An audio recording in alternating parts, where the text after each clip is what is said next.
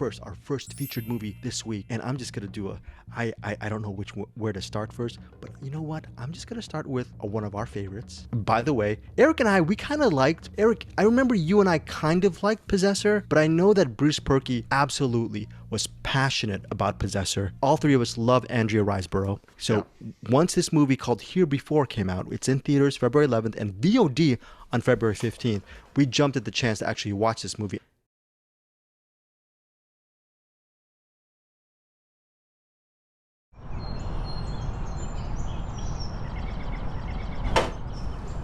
Megan, take that in. Too heavy.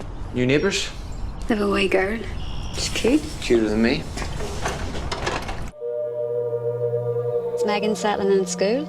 Aye. They just have them writing these journals, you know. Aye, Josie did one. My daughter, she's not with us anymore. Josie. Can you give me a lift? I'm sure your mommy's on her way. Oh, please, I'm freezing. Come on. I was here before.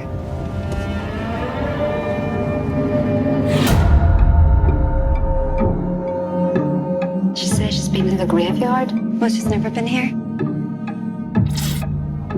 The wee girl puts me in mind of Josie. She'd be about the same age. When we came here before, I was too small for these, wasn't I? You've never been here before? We have. There was a yellow thing. A fish. She knows places Josie. Josie! You're starting to worry me here now. I understand that I sound crazy. Megan is not Josie.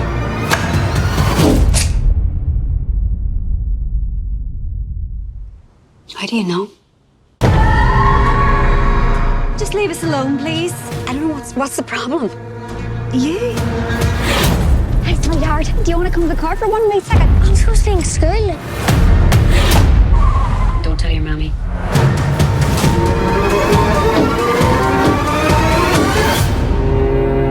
She's always been here.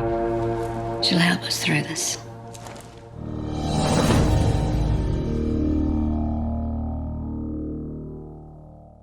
Andrea Riseborough, she's an Irish woman. She's a housewife and seemingly happily married. She has a kid. She has a son, a teenage son.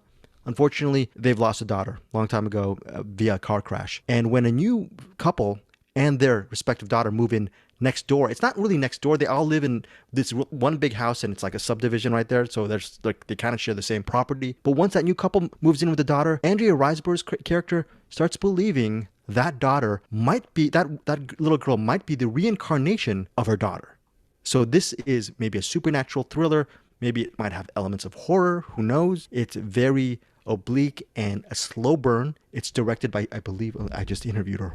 I should know her name. Stacey Gregg, written and directed by her. Yes. Let's start with you, Bruce Purkey. Andrea Riseborough, should be right up your alley. You like slow burns. Was this an easy sell for you? This was an easy sell for me, actually. But these movies are always, they're a little up in the air, like which way they're going to go. It kind of all just depends on how it hits you and, where your mood is and all that kind of stuff. But at least I knew going in to kind of expect that slow burn kind of thing. So as you describe it, I think one of the biggest problems people might have with this is thinking that it's going to be a lot more supernatural, although there are hints that it could be. But I think that what's the selling point of this movie, above and beyond Andrea Riseborough's performance, which is freaking excellent. What really sells it to me is just that there is this kind of very slow, awkward escalation and obsession that's kind of at the core of this movie. And I think like early on, here's a perfect example, is that I think that Laura, Andrea's character, Laura is out to pick up her son, I believe, at school. And the neighbor girl's just standing there waiting for her mom. Like she's been standing there for a while. And then the girl's like, well, can you give me a ride? And she's like, well, I can't do that.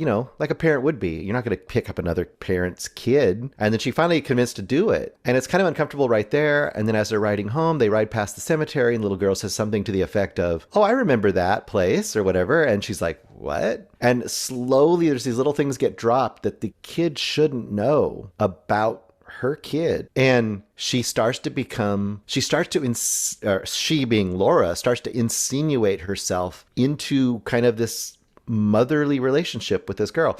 And the way it plays out, they're literally a duplex. Like they literally share a wall with his other family. It's pretty great, I think. I really like this movie. And we're not going to obviously talk about it. There's a twist in this movie, or I guess I would say a reveal in this movie that I think really works well. Some people might not like it, but in one of these kind of movies where it's like, is it a ghost? Is she crazy? I feel like this movie answers that in a very satisfying way to my sensibilities.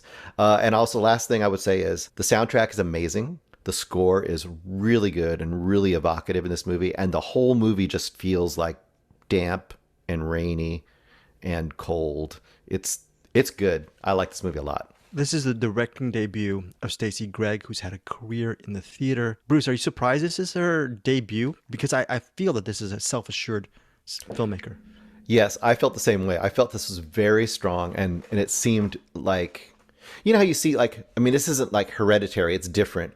But when you saw Hereditary, you felt like, wow, this filmmaker knows right out of the gate what they're doing. They have a very clear vision of what they're presenting, whether you like it or not.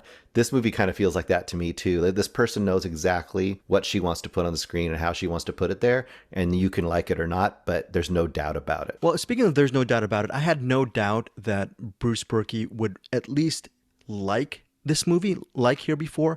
Eric, I know you like these type of movies as well, but I don't know if I'm too confident regarding your reaction. So I'm excited to hear what you have to say about HereBefore. I like this one. I think I'd like it more on repeat viewings. With the writer director, this feels like a movie that, like, this one's good. Her next one's gonna be fucking awesome. And I don't know what her next movie's going to be, but it's got that kind of Julia Ducournau thing where it's like, yeah, Raw's good, but Teton's like right around the corner, and that one's going to knock your socks off. Andrea Riseborough, she's been in a bunch of stuff. I remember her, the first time I remember her is in Mandy. And I know I've seen movies because I think she was on Never Let Me Go. Like, she was in other movies. Oblivion.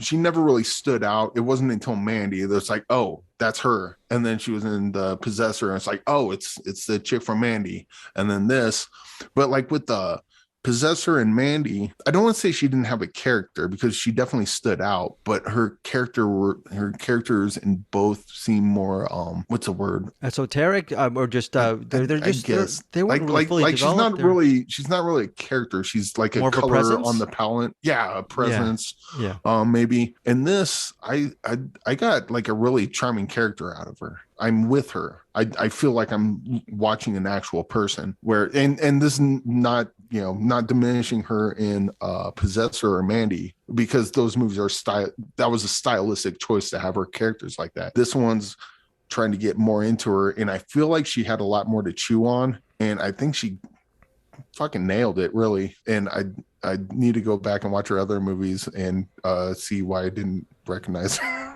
before. Eric, I think you make a good point about HereBefore. You were saying this could be a better, I guess, more value. I don't know, value added, but could be a better watch upon the second viewing. And I think that's a very astute observation, because I think, Bruce, to your point, there are things in this movie that you need to pick up another time. Meaning sometimes a scene will play out not exactly the way you want it to play out, or you think it's going to play out, and it'll just cut to something different, and you're going, what just happened here? So do you guys feel that way, that it's still it's a puzzle of a movie in many ways, and it doesn't really spell out everything? A little bit, but I got the sense that, the movie knew what it was doing, so I just kind of rolled with it. There's some movies you watch where it does a bunch of weird shit for the sake of doing weird shit, and at least me, I'll get lost and be like, I don't understand what they're going for. This seems like a bunch of bullshit, and I just don't trust the filmmakers that they're going to tell a story. And then usually by the time we get something into the movie, it's like, cool, the filmmakers didn't tell a story. This was a case where, like, I got lost a couple times, but it felt like I was in good hands, so I just kind of trusted it, and it paid off. Watching it again, with movies like this, it helps to watch it again, because you know what it is now, and then you can go back and with idiots like me that need someone to hold my hand, watching the movie the first time is what's holding my hand as I watch it the second time. Another thing about Here Before that I really loved is the fact, even though we love supernatural thrillers, I'm thinking of a movie like The Sixth Sense, where it's a supernatural thriller, but it has some heart to it. Here Before has some unexpected heart to it. And if you have lost someone in your life that you love and whatnot, I think it will speak to you if you get on this kind of vibe of what Here Before is going for. Bruce, do you agree with that as far as a little bit of that kind of resonance to it, or or is it more Yes. of a genre? Okay. I do agree with that. I agree with that a lot. I mean, because it's pretty universal. Everyone's at least been a kid, and a lot of people have a kid, so that definitely, or a younger person in their life, a nephew, a niece, whatever. So I think that is pretty universal as well. And just to Eric's point, I think the rewatchability on this is really strong too, because so in this movie, a lot of stuff just kind of is presented as kind of atmosphere or scene setting, but I believe on rewatch there's a lot of details in there that are actually explained more when you know the story. And a perfect example would be, after I watched this, I rewatched the ending and I rewatched the beginning. I didn't rewatch the whole movie, but I rewatched the beginning. And when I rewatched the beginning, I'm like, oh wow, this whole movie is going to be like this. There's some certain little moments right before the opening shots where you hear some things and you see some flashes of things that make sense when you've seen the movie. And there's a overhead shot of a crossroads, like a country crossroads, that means nothing to you when you start watching the movie, other than, okay, I guess we're starting here. But when you see it again, it means a lot. There's a lot of stuff I think like that in this movie. It's really good. It's complex. Wow. Okay. So that it's Here Before. Eric, a couple more things you want to say about Here Before we do my rating for Here Before? I mean, solid 4-star rating for me. Eric, final thoughts on your rating? I want to see Andrea Riseborough get more. Obviously, I want to see her do more because I like her. But I want to see her get more characters like this.